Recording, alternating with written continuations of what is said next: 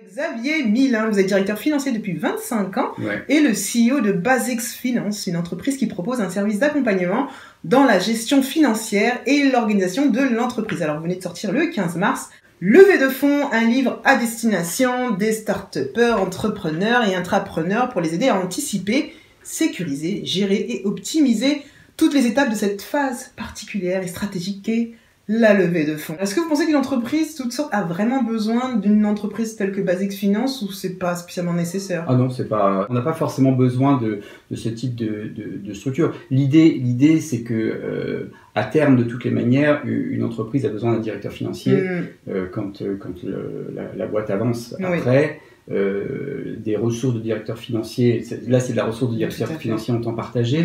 Donc l'idée, c'est de proposer des personnes qui ont une certaine compétence, mais à des entreprises qui n'ont pas besoin de quelqu'un à plein temps, mais peut-être à raison d'une journée par mois ou parfois une journée par semaine ou plus. La levée de fonds, c'est presque une tendance. Il y a un moment, on recevait au moins un communiqué par semaine à propos d'une entreprise qui venait d'effectuer une levée de fonds. C'est surtout une étape presque obligatoire pour survivre quand on veut passer à des échelons gargantuesques. Et vous précisez dans votre ouvrage, lever des fonds n'est pas une obligation, mais un moyen. Alors quelle différence? Car j'ai lu votre livre, évidemment. Une entreprise survit peu sans une levée de fonds.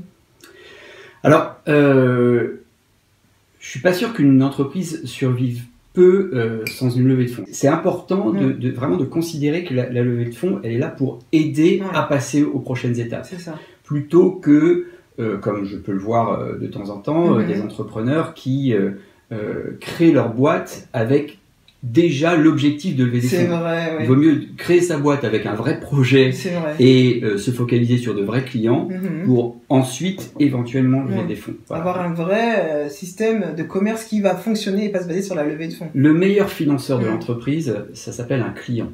Voilà. Exactement. La levée de fonds, ce n'est pas nouveau, mais vous sortez un livre pour expliquer comment la comprendre et la maîtriser. Alors, qu'est-ce qui est mal compris dans le scénario lever des fonds chez les entrepreneurs et les entreprises que vous suivez? En fait, il y a de la littérature autour du sujet de la levée de fonds, mais il n'y en a pas tant que ça. Et surtout, il y a des concepts, il y a des livres blancs, il y a pas mal d'infos, mais moi, je voyais pas grand-chose, en tout cas, qui résumait un peu tout ça. Et surtout, j'interviens beaucoup dans des incubateurs, j'accompagne beaucoup des entrepreneurs sur ces sujets-là, et ce que je constate, c'est qu'on me posait toujours les mêmes questions. Et au bout d'un moment, je me suis dit, bon, il va falloir quand même que je concentre ça sur un livre pour essayer de leur expliquer un petit peu les choses. Je pense que tout d'abord, le premier point, c'est de savoir de combien on a besoin. Ça paraît con, hein, mais déjà d'essayer de se dire, mais je veux lever des fonds, mais de combien est-ce que j'ai besoin? Donc d'identifier vraiment son projet, les prochaines étapes et comment on va les financer, enfin ce dont on a besoin pour les faire avancer. Ça c'est un premier sujet qui est assez essentiel. Et après, en fonction de ça, déjà essayer d'anticiper vers qui est-ce qu'on veut aller pour lever des fonds. C'est vrai, ça c'est aussi un autre challenge, quoi. Justement, on parle des business angels, de tous ces investisseurs, hein. On les trouve où dans les arbres? Comment on fait pour les trouver? Déjà, ça c'est un vrai point, et c'est vrai que j'en parle dans le livre parce que c'est un vrai sujet. Dès le départ, il faut faire l'effort d'aller à des événements, de rencontrer du monde, de se faire connaître. Le MoveJ, c'est un exemple. Il y a des programmes, j'ai monté un programme d'accompagnement startup qui s'appelle le Startup Leadership Programme, où là, pareil, on fait se rencontrer des entrepreneurs et des investisseurs. Donc, c'est ces moments-là qui vont permettre de créer des premiers liens. Et ensuite, en fonction des besoins, on va pouvoir, en effet, contacter ces investisseurs de manière beaucoup plus simple et naturelle que d'être le numéro 350. C'est clair. Voilà, c'est ça. Mais il n'y a pas un bouquin avec tout, alors Angel, XY de A à Z, qui contacter, ça n'existe pas. Il y a des listes, il y a des listes sur France Angel par exemple, le réseau des réseaux Business Angel français, vous avez l'ensemble des réseaux solides de Business Angel. Sur l'AFIC qui est le site, enfin c'est l'association de tous les fonds d'investissement, vous avez aussi la liste des fonds d'investissement. Donc oui, on trouve ce type d'informations, si on cherche bien, on les trouve.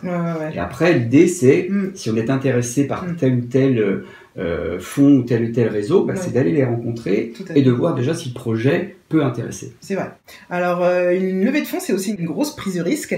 Doit-on se faire suivre par un cardiologue et un psychologue quand on s'apprête à faire une levée de fonds, car vous conseillez plutôt de partir un peu en vacances après avoir signé le papier avec les investisseurs. Vous avez remarqué ça? Je pense qu'il faut commencer avant. Hein. Ouais, en fait... pour dormir déjà. Je pense que pour bien dormir, quand on cherche à lever des fonds, il faut surtout avoir un bon avocat.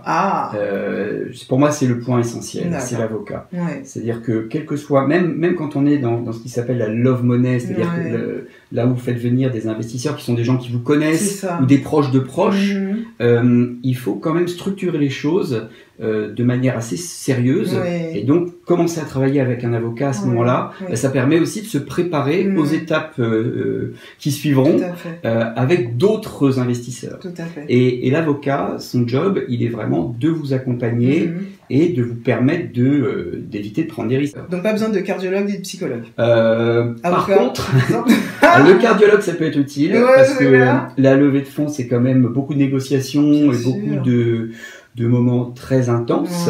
Mais franchement, oui, c'est vrai que je conseille aux entrepreneurs, après la levée, de prendre une semaine de break. Et c'est pas une blague. Bien sûr, ça leur fait pas de mal. Sinon, faire du sport entre-temps pour tenir un peu et résister. Alors, 3 rapides conseils importants et cruciaux à destination des futurs leveurs de fonds. Je dirais d'abord, anticiper, vraiment anticiper cette levée de fonds. Bien réfléchir. Bien réfléchir vers qui on veut aller et pourquoi.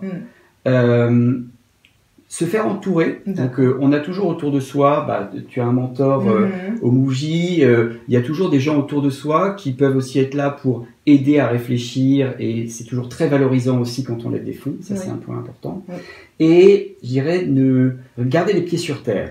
Parce que c'est pas parce qu'on va lever 5 millions d'euros qu'on est riche de 5 millions d'euros. Et on est tranquille pour ce 5 ans. Et qu'on est tranquille pour 5 ans. En fait, ce qui se passe, c'est qu'on a 5 millions d'euros qui vont dans l'entreprise. Virtuellement, on se sent plus riche parce qu'on a des parts d'une boîte qui vaut plus cher. Ça reste très très virtuel.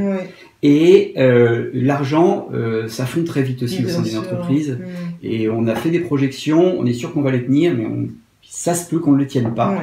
Et que l'argent fonde plus vite que prévu. Donc il faut toujours garder les pieds sur terre et toujours rester proche de ses clients et de ses équipes. C'est clair.